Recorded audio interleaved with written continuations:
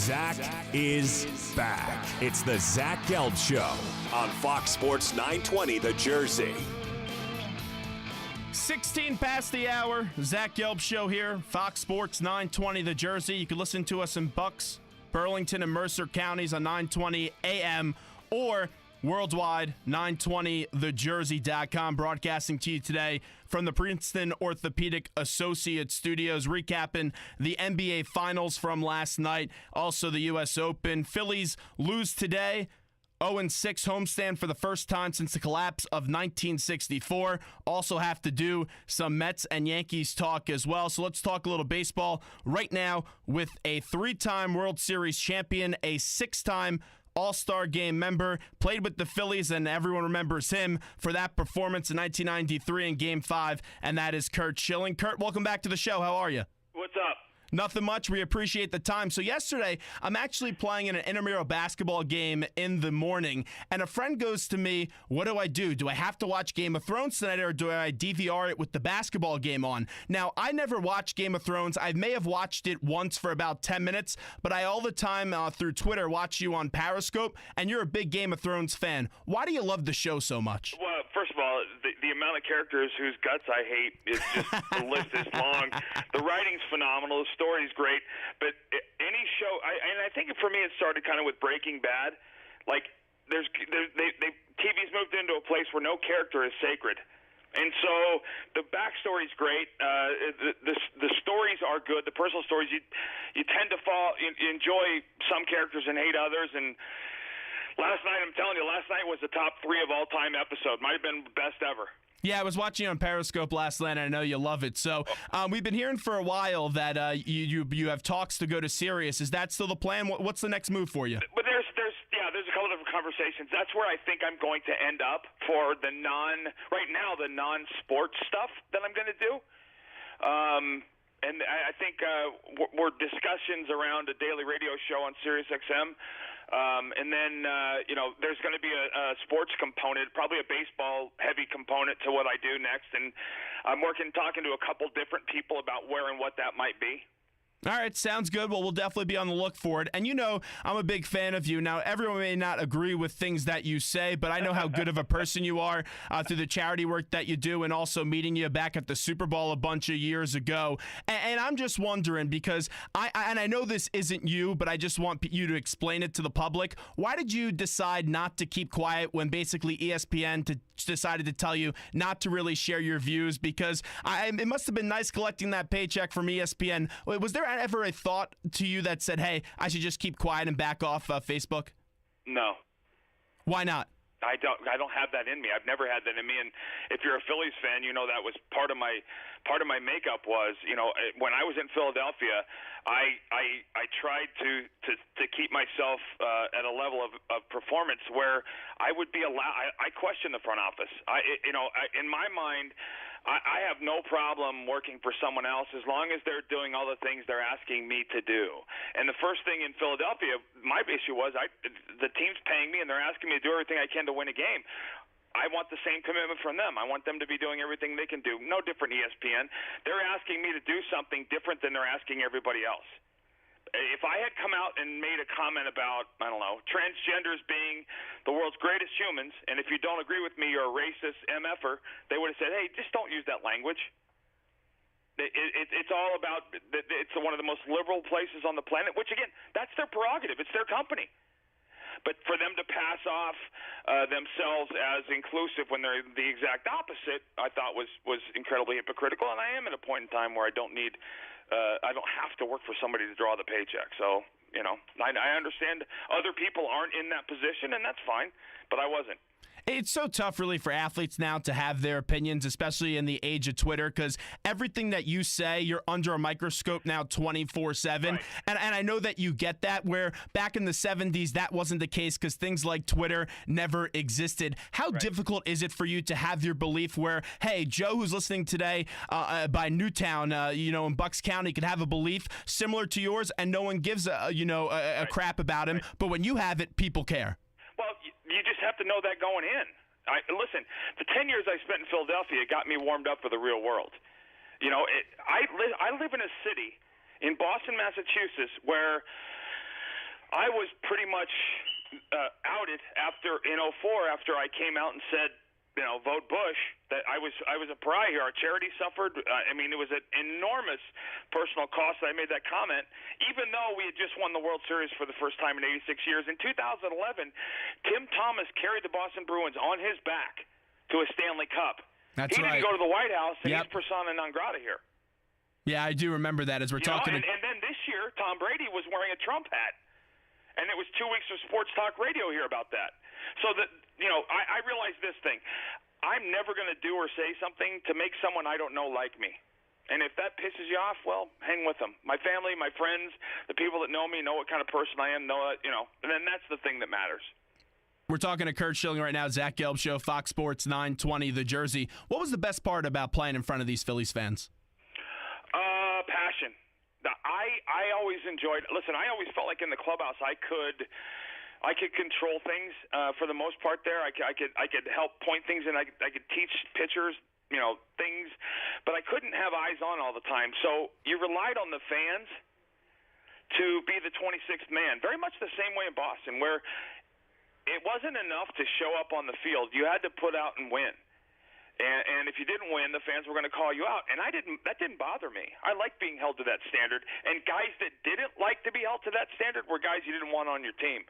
And the fans could always spot those people. Everyone, of course, remembers your performance in 1993 in Game 5, and you're a big-time playoff pitcher, and that's why you should be in the Hall of Fame. I think it's a joke that they haven't got you in already, but there's so many politics and people's agendas by the writers that play a role in that decision. What was your best memory from playing in Philadelphia? Of playing in Philadelphia, my goodness. Well, there's a lot of them. The thing that I carry with me forever was the off the field was getting involved with ALS and being and having that still be a part of our lives. Ellen Phillips and all the people we knew. 93 was special. It was very, very different for me than it would have been 5 years later because I was a young player on a veteran team. It was a great experience. Probably one of my more enjoyable things was the coaches I got to play for there, John Vukovic and Johnny Padres and Jim Fregosi and Terry Franco and all those guys. But I would like to say I had a ton of good memories, but the challenge was we didn't win. Except for 93, we were never really competitive. And that city, I think, deserves a competitive team year in and year out because they fill the stadium. They're not front runners, so to say, but I think that they identify. When I was there, they couldn't stand the management because the management wasn't as committed as anybody else to putting the product on the field. Now, when you were there, you also played with Lenny Dykstra, and I'll say this, Lenny Dykstra is the most entertaining follow on Twitter these days. No offense to you, but he's just so funny from where he brings it from each and every angle. He's not a big technology guy, and he's on Periscope, which is hilarious to me.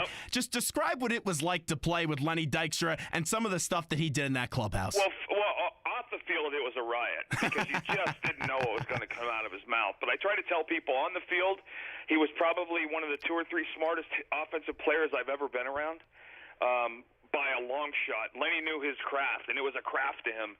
Lenny's idea was, I'm going to make as much money as I possibly can, and to do that, I need to get on base, score runs, so he took it as a craft, and I talked to him.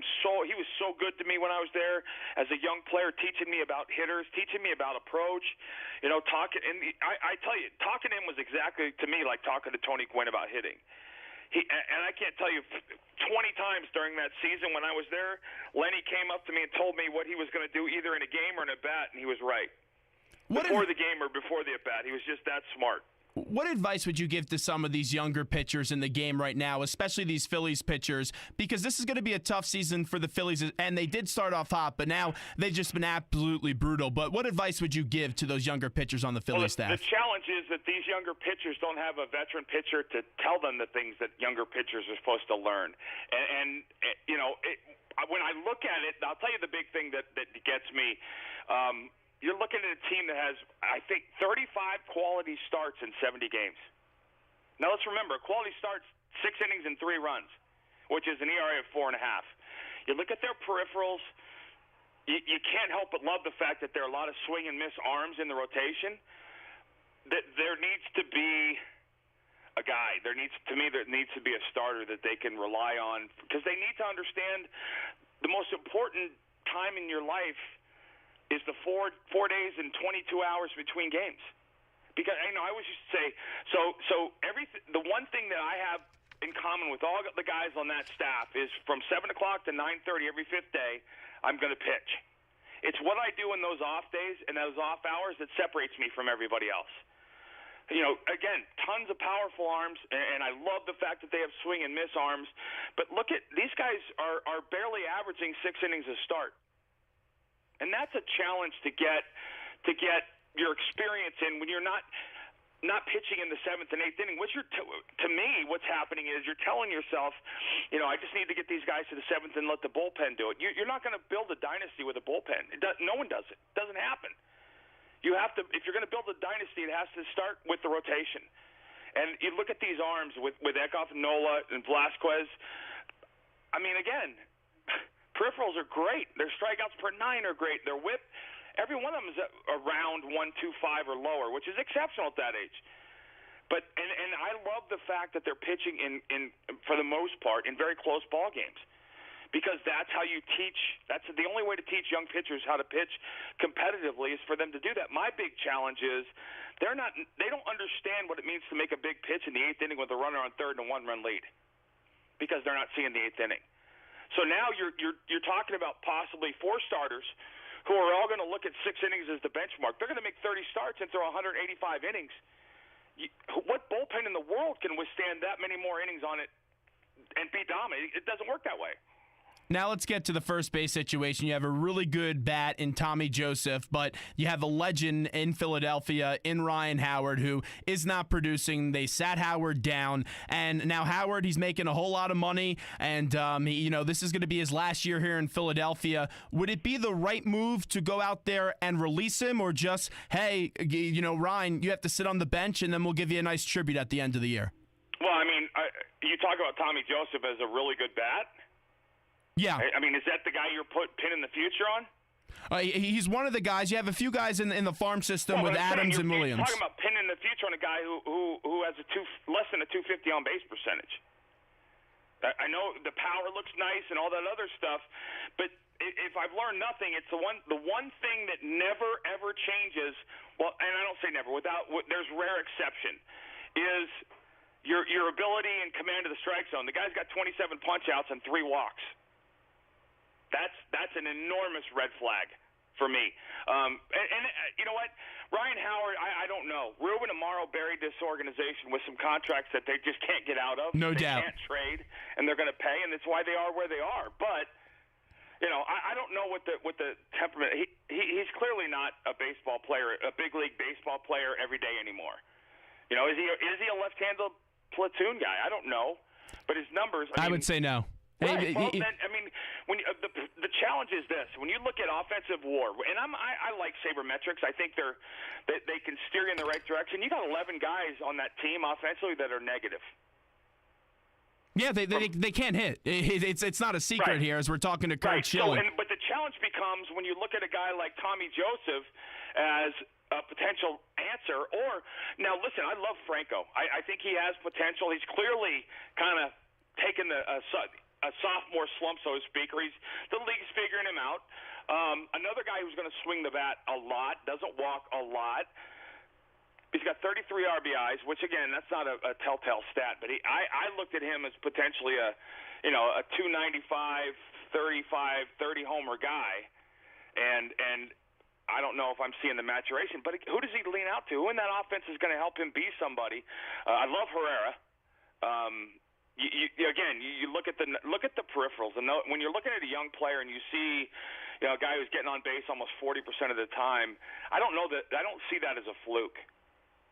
Let's get to the Mets right now because we are in Jersey, and we do have to take care of the Mets fans. I'm a Mets fan, too. I didn't grow up as a Philly fan. So let's talk a little bit about the Mets. They got swept by the Braves this weekend, and it was a disaster. Saturday night was painful to watch how they sent Flores. And then, the team isn't just hitting right now. I know that they've been killed with injuries with Duda and d'Arnaud, and then it's so unfortunate with the David Wright situation. This team needs a bat desperately. Who can they go out there and trade for? Well, I don't know. the same thing's going on in Boston. They're trying to figure out, if they're a couple pitchers away, which I think they are. The issue becomes, how stacked are they, one, and how much value do they put on their prospects? Listen, I've heard that Zach Wheeler is every bit as good as anybody on this big league staff. Now, I don't know if that's true or not, but if that's even remotely close to true, he's the guy you plug into Cologne's spot, and you've got 5 starters who should be able to pitch their way through an offensive slump. Or you can also go a little bit of a 6-man rotation, too, when Wheeler comes up, so you can conserve some of those inning limits on those guys. Well, yeah, again, that's for me, I want guys to understand and learn how to pitch in a 5-man rotation as quickly as possible. If you're going to have inning limits on them, then that's such a dangerous thing now. You saw it a couple years back with Steven Strasburg and the playoffs and how that impacted them. But, I look at that staff and think, 44 quality starts on that staff in less than 70 games. Talk about power arms. My God, Syndergaard's the one guy. I mean, listen, He's the best. He's unbelievable. I think Harvey's going to be good. I love Steven Matz. I love DeGrom. But Noah Syndergaard's like transcendent talent for me. And, that's my opening day guy. That's my play-in. If I make the wild card, I have a play-in, I'm giving the ball to that guy, right? I mean, you know who it is. And so that's a difference. I said it last year. People are terrified of this team if they get to October. That's a big if now because they're hitting they're hitting like crap. And no David Wright in the near future. What are they going to do? I would go get Valencia. Porto as a huge potential, but you're talking about a guy with a sub-300 on-base percentage. So what does that mean? I would go get Danny Valencia, try to get a trade for him, only making $3.1 million, because you also have to remember with the Mets and the whole Madoff situation, they don't spend like they once did. So maybe Danny Valencia is a guy that you could get, but once again, you get into that conversation of, hey, what would you give up to get a Danny Valencia? Right. Well, and here's the one thing, like the Red Sox, in my mind, are looking around with a ton of minor league talent. Same thing with the Cubs. I don't touch the 25-man roster unless I move in a pitcher I'm going to replace. Whereas to me, the Mets, I don't know that anybody on that roster outside of the rotation is untouchable. Certainly offensively, I look at. Listen, if I'm pitching against this team and I look at the lineup card, I'm not looking at. Well, this guy. I can't let this guy beat me because he's. They don't have that guy. And that to me is, for the most part, every team you're playing in the postseason has at least one of that guys. Now, let me ask you this as we're talking to Curt Schilling, who joins us, 3-time World Series champion. I loved watching your career. You were so good in Philly, Arizona, and Boston as well. But to me, I think the best moment of your career is that bloody sock game, and it just showed all the blood, sweat, and tears that you put into playing the game of baseball and how you wore all your emotions on your sleeve, literally some of your blood on your sleeves in this case. Was that the proudest moment of your career, just how you battled that night? On the field, probably. I mean, I still look back on that night and don't think I did anything anyone else wouldn't have done on that team. I think everybody felt like we were all in at that point. My proudest baseball moment was the Roberto Clemente Award in 2001, given how I grew up, where I grew up. I grew up a Pirate fan. My dad was an enormous Clemente fan. That name was a very significant part of my young life, and after my dad passed, an even more significant part. But 04 was I don't know what the word is.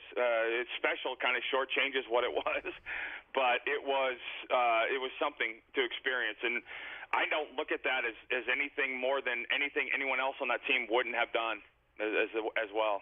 And the persona of that team was also just so great. You had so many fun personalities on the team. Didn't they call you the Idiots, right? Well, that was Johnny Damon because he actually was an idiot, and that's it. And Millard too, right? Yeah, I don't think Jason Varitek thought fondly. I don't think a lot of us thought we were idiots. I thought at 7:04 or 7:05 every night we were going to kick your ass, and whatever happened after that, we didn't care. Wrapping up with Curt Schilling, let's get into what happened in Orlando. I just still don't get how that guy got a gun. You know guns a lot better than me. Can you explain it to me in any way? No one can explain it. No one can explain how, and it's turned this way every single time we've had a mass shooting. Somebody or multiple somebodies and events or multiple events in the person's past led everyone to know that person was dangerous. Now, you heard in San Bernardino, what the next-door neighbors tell everybody? We saw stuff, but we didn't want to be accused of racial profiling. Right? I mean, they made people scared. What is it? If you see something, say something.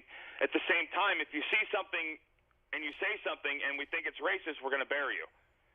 And we're in a really, really bad place. And unfortunately, every time something like this happens, the liberals of the world immediately turn to the Second Amendment as, wow, we need to fix this, and it's not broke. This is not a gun problem. This is a people problem.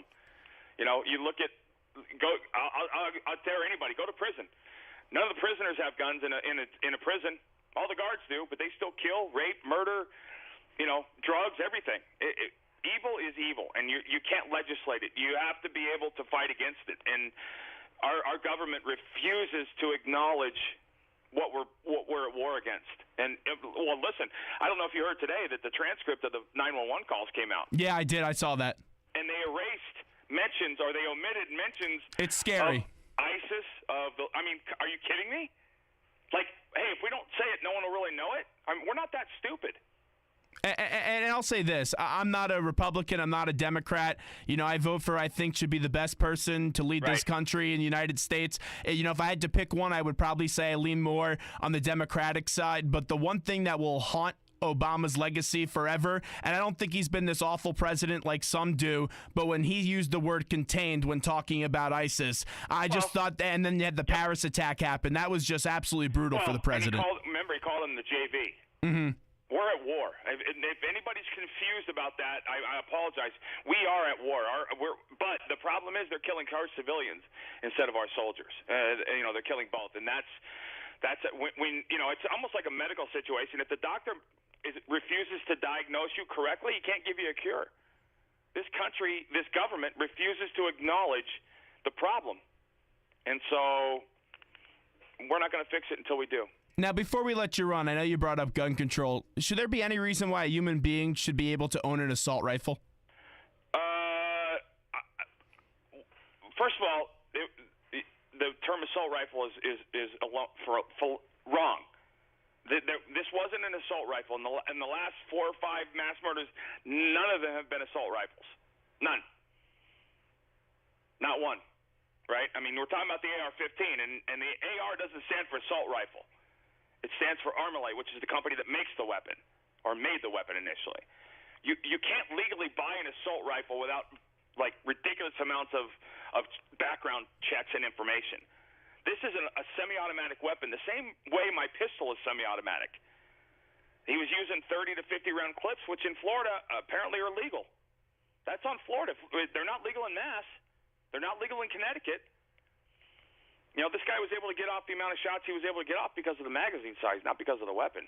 But again, I have yet to see one of my guns walk outside of my house and willfully kill someone. Last question as we're talking to Curt Schilling, who's kind enough to give us a really great interview here on the Zach Gelb Show, Fox Sports 920 The Jersey. I said it in this interview, and I'll say it again, and it's really not an interview with you. It's more of a great conversation when we talk with you. You should be a Hall of Famer. Why aren't you? Thank you. Why aren't you? Not? Yeah. Oh, so far the voters haven't felt that I was. It's a joke, though. You're one of the greatest. You're one of the greatest postseason pitchers ever. You should be in the Hall of Fame. And I appreciate that, but at the same time, I met the Bill Conlins of the world, the disgusting people that use the Hall of Fame ballot as a personal agenda to make a statement. Bill Conlin, despite being a despicable human being, was a sports writer who told me that he did not vote for Nolan Ryan for the Hall of Fame. Well, he's an idiot. We know that. But he said he didn't vote for Nolan Ryan because he said if Don Sutton didn't get in unanimously, nobody should. And I called him out on it, and he was thoroughly embarrassed by it. But we've seen other people do that. So I'll throw it back to you. Why would I spend 1 second of my lifetime being concerned about a process I have no control over? If I don't make the Hall of Fame, they don't get to take away my rings. I still have the championship teams I was on. I still have the trophies. I'm good. I haven't got anybody out in 8 years. My vote total keeps changing. You know what? Maybe we could have you come in for the Phillies and be that veteran presence for the Phillies. Oh, again, but I'll tell you what, if they figure out how to put some bats together and prospects together offensively, that's got a chance to be kind of nice in a couple years because those guys can throw. I think they're moving in the right direction. Even though I am a Mets fan, I do think the Phillies are moving in the right direction. And this fan base, they just got to be patient, and they'll bring up those prospects in due time. But Curt Schilling, this was excellent today. Thank you so much for coming on, my friend. Man, take care. There you go. There's Curt Schilling joining us on the hotline right here, 920 The Jersey. And our number is 609-919-9200. This is the Zach Gelb Show as we come to you live today from the Princeton Orthopedic Associate Studios. What we'll do right now is we will take a quick break, and when we get back, we have to get into the U.S. Open from yesterday because I was just disgusted with what we saw from the USGA. They were incompetent yesterday. Dustin Johnson wins, but we'll get to that coming up next. Still to come on the Zach Gelb Show, Seth Greenberg at 5:15, and then Steve Sands at 5:35.